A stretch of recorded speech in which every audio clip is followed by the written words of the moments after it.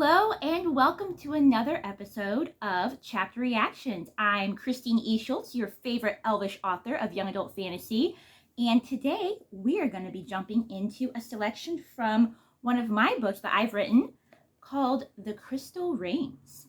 Now, The Crystal Rings is one that we've read from before, but we're actually going to read from a different story today. The Crystal Rings contains 3 stories about 4 princesses who go on different adventures, but they're all bound by the fate of these 2 magical crystal rings. And that will, as you read more of the story, you come to see how all 3 stories are connected. So today I've got my handy dandy cloak on. Darkwing Duck's got his handy dandy cloak on. And that's because we're going to be traveling to the snowy region of... A few moments later. We're going to be traveling to Freya, the northern Spendio kingdom, which is full of snow and ice. And so yeah, we're just going to jump into it. Now, with this being one of my books, of course, this won't be so much a reaction on my part because, hey, I wrote the thing, so I've definitely read it before. However, after the reading, I definitely would love to hear your thoughts on this video, what you think of what I read of my book so far. If you've read the book yourself, how did you enjoy it? What did you think of it? Of course, no spoilers, please, for other readers who have not read it. And yeah, so we're just going to jump in and we're going to read a selection from the second story in The Crystal Rings, which is called Silver Prince. You must never enter the dark wood, my brother always said, crossing his arms and looking down on me, a sharp warning in his eyes. He always made me feel as though I was some mischievous child who must be reprimanded over and over for some crime they'd never even committed as of yet. I never dared to enter the dark wood. I only knew that I mustn't, by my brother's words. But always, as if I really was a naughty child who didn't deserve any explanation to accompany his accusatory warning, he never did tell me why. I sighed, gazing out my window and watching my brother depart with his hunting team into the dark firs of the wood. My brother was king of the northern Spendio kingdom of Freya. I, the princess, and Jamal, my brother, were both half Carmenan, as our mother had been a Carmenan. We shared her darker brown skin and thick, black, curly hair. Jamal kept his cut very short so that you could not detect the curl, but mine fell in tiny, tight ringlets and just brushed my shoulders. My brother was only my elder by 1 year. I was 17, but for some reason he insisted on treating me like a child. I suppose he was just overprotective, but I wished he would let me come on the hunting excursions now and then. I got so bored just sitting in my room, the library, or the gardens. At this time of year, the gardens weren't in bloom anyway, leaving me with even less mundane options than usual. My only friends besides my brother were my 2 handmaids, and they had departed home to visit their family in Mariposa for the week, so I was left with no one even to talk to. I wished especially that my brother would at least give some reason for why I couldn't go into the woods, but of course he never did. And of course if I asked, he just cast me his warning glance that always meant his only answer would be silence. The wheels continued to turn in my head, and I began to argue with that side of myself that always said that he was my elder, my brother, and my king. I should obey him. But on the other hand, was I not 17 now? The legal coming of age for Spendios in Freya? The age when we could marry, own property, and the like? Not that I would get to do any of those things anytime soon. Reasonably, I could at least treat myself to entering the dark woods using my own will, by my own decision. This short argument with myself completed, I donned my thick fur leggings and armlings, slipped into my thick leather gloves and boots, and wrapped the dark green traveling cloak around my shoulders. The thick gray winter clouds suggested that it could snow at any moment, and I wanted to be well prepared for my impromptu excursion. As I walked briskly through the castle, several servants and guards looked at me questioningly, but knew better than to actually question. Only Jamal ever dared to question, and when he did, we usually ended up in an argument that I often won. Or, if I lost, it was not without a strong-willed fight. Making certain I strayed far from the sight of my guards, I scurried along the edge of the forest till the castle was all but hidden from view by hills. Then, I slipped into the dark wood. I slowed my walk as I delved deep into the wood, and soon knew why the wood was called dark. It wasn't just some cliché the title that the villagers had cast upon it. The evergreen trees supported thick branches knit closely together, allowing only a few pillars of dim light to enter. Shadows veiled most of the wood, making it even colder than the rest of Freya. Despite the dark, the wood was very beautiful, green and full of life. Few bushes and shrubs dotted the ground. Mostly just the tall, packed evergreens reached high into the heavens. In a sense, the darkness contributed a sacred beauty, the shadows swathing the woods in mystery, and the feel of an ancient wisdom long forgotten. After a while, I stopped at a stream to get a drink of water, watching a silver fish zip below in the crystal clear shallows. Studying the fish, I began to wonder at the time. I'd skipped breakfast and now fast grew hungry.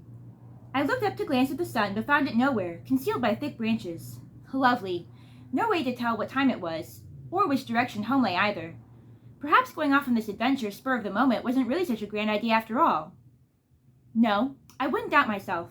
I was old enough, an independent woman capable of making my own choices, even if such choices proved utterly foolish. Suddenly, a low growl met my ears and I jumped, glancing around cautiously. I couldn't see anything at first, but then, hiding within the shadows and bushes only a few feet away, I saw two eyes peering out at me. I froze completely still, knowing that if it was an animal, running was not wise, and if it was a person, well, I might be worse off than facing a wild animal, especially if the person proved to be my brother. Something huge lunged from the bushes, a golden puma, and I screamed, too scared to move. I wouldn't have had time to move anyway, for the next moment the giant cat pounced at me. Something almost equally huge and hairy leapt upon the lion, and the two creatures crashed to the ground. Everything happened so fast afterward. The mysterious creature with dark fur and the golden lion wrestled, and then the dark creature was on top, pinning the lion to the ground. He was like a man, except covered in thick dark hair from head to foot, and his ears were wolf-like. He wore only dark leather pants, and the muscles of his arms bulged as he locked his hands around the puma's neck till it fell limp beneath him, lifeless. I stood staring, shaking while the dark-furred man remained poised over his prey. The man-creature stood perfectly still and confident, not even looking so much as winded after that short but intense fight. Then, remembering me, he looked up and rose to his feet, slowly as if afraid of alarming me. "Are you all right?" he asked. I nodded. "Forgive me for frightening you," he added quickly, apology flashing across his face. "I'm not scared anymore," I said. "You just surprised me was all." He studied me carefully for the next few moments, as if searching for something. He searched hard, but seemed to have difficulty finding whatever it was. You're not afraid of me?" he asked. Doubt painted clearly across his face. I shrugged. "Why should I be? You just saved my life." Even if the way he had done it was a little bit intimidating, still, he had made no move to harm me, and his voice was actually soothing. A bit gruff, but also smooth at the same time, like a frozen river awakening at spring's first kiss. Bewilderment spread across his face. "Yes, but most people are usually somewhat frightened by my appearance." Well, his appearance could be considered as intimidating as his strength, so I could understand such a reaction from many. But for me, he didn't strike me as that intimidating because he was oddly furry. The same fact might have frightened many, but I found it strangely attractive. He was tall, strong, and strikingly handsome in my opinion. I shook my head and smiled to myself. My brother always said I was a glutton for weird, as he so lovingly put it. Leave it to me to pick a hairy wolf guy. As all this raced through my head, I tried not to let it show, saying casually, "Well, I try not to judge others by their appearances." Liar. I was judging that I really liked this young man, and I'd only just met him. "Oh, well, he stuttered, trying to regain his composure and not look as bewildered as he still surely felt. "What is your name, then, my most gracious lady?" "I'm Catina, the Princess of Phrygia." His brows raised in surprise, and concern flashed in his eyes. Then his expression grew strangely grave, and he said wearily, "And what is a princess such as yourself doing all the way out here in the middle of the wood? It's a bit dangerous for you to be traveling out here alone." I sighed in frustration. Why does everyone insist that just because I'm a girl and a princess that I can't take care of myself, that I need some sort of escort? Because, clearly, you do need an escort. After all, that cougar would have surely eaten you if... I sighed more loudly this time, exasperated. If I'd wanted a lecture from my brother, I'd have stayed home and waited for him to return. I wheeled to storm off, but he called, "Wait!" His cry rang so urgently that I stopped and turned, though glaring at him skeptically. "What?" "Your brother. Does he know that you're here?" He tried to keep the worry from touching his voice, but it wrote itself plainly in his eyes. "No," I said slowly. "But he's in these woods, hunting, right now." "Yes?" He looked pensive for a few moments, and then he said, "Come, I will take you to my home. You can meet my people. Would you like that?" "Are they all as odd as you?" I asked playfully. "If you mean, are they all as hairy, then yes, I'm afraid so. Even the women." He tried to return the playful smile, though a deep concern, even a hint of panic, still glinted in his eyes. "Well," I said, "let's go then." "Good." Then, noting my still curious expression, he added, "The woods are not safe with hunters about.